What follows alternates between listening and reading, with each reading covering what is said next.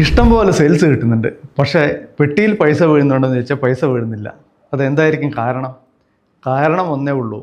നിങ്ങളുടെ cost of മാനുഫാക്ചറിങ്ങും cost of സെയിൽസും കൂടെ compare ചെയ്ത് നോക്കുകയാണെങ്കിൽ മാനുഫാക്ചറിങ് കോസ്റ്റിനേക്കാളും കുറവായിരിക്കും സെയിൽസ് പ്രൈസ്. ചിലപ്പോൾ നിങ്ങളൊരു 2 കൊല്ലം മുമ്പോ 3 കൊല്ലം മുമ്പോ ഫിക്സ് ചെയ്ത പ്രൈസ് ആയിരിക്കാം. കോമ്പറ്റീഷൻ കാരണം നിങ്ങൾക്ക് കൂട്ടാൻ പറ്റുന്നില്ല, പക്ഷേ നമ്മളുടെ ഇൻപുട്ട് കോസ്റ്റ് കൂടുന്നുമുണ്ട്. അപ്പോൾ എന്താ ചെയ്യുക? നമ്മൾ അറിയാതെ തന്നെ നമ്മൾ നഷ്ടത്തിൽ വിറ്റുകൊണ്ടേയിരിക്കും.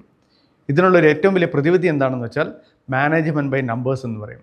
മാനേജ്മെൻറ്റ് ബൈ നമ്പേഴ്സ് എന്ന് പറയുന്നത് വേറെ ഒന്നല്ല, നിങ്ങളുടെ ഓരോ ദിവസവും നിങ്ങളുടെ 100 പ്രോഡക്ട്സോ 200 പ്രോഡക്ട്സോ 300 പ്രോഡക്ട്സോ ഉണ്ടാവാം. നിങ്ങൾ ദിവസം ഒരു പ്രോഡക്റ്റ് വെച്ചെടുക്കുക, എന്നിട്ട് ആ പ്രോഡക്റ്റിൻ്റെ കോസ്റ്റ് ഓഫ് മാനുഫാക്ചറിങ്ങും കോസ്റ്റ് ഓഫ് സെയിൽസും കൂടെ കമ്പയർ ചെയ്യുക. നിങ്ങളുടെ കയ്യിൽ 100 പ്രോഡക്ട്സ് ഉണ്ടെങ്കിൽ ഒരു 30 പ്രോഡക്ട്സ് നിങ്ങൾ ഇങ്ങനെ വിൽക്കുന്നുണ്ടെന്ന് വെച്ചോളൂ, നിങ്ങൾക്ക് കിട്ടുന്ന ലാഭം മുഴുവൻ ഇങ്ങനെ പോകും. അത് അവോയ്ഡ് ചെയ്യാൻ വേണ്ടിയിട്ടാണ് ഈ മാനേജ്മെൻറ്റ് ബൈ നമ്പേഴ്സ് എന്ന് പറയുന്നത്. അപ്പോൾ നിങ്ങളുടെ സ്ഥാപനത്തിലും ഒരു ദിവസം ഒരു പ്രോഡക്റ്റ് എടുക്കുക, അതിൻ്റെ കോസ്റ്റ് നിങ്ങളൊന്ന് അനലൈസ് ചെയ്യുക. നിങ്ങളുടെ പ്രോഫിറ്റിൽ വലിയ വർധനവുണ്ടാകും.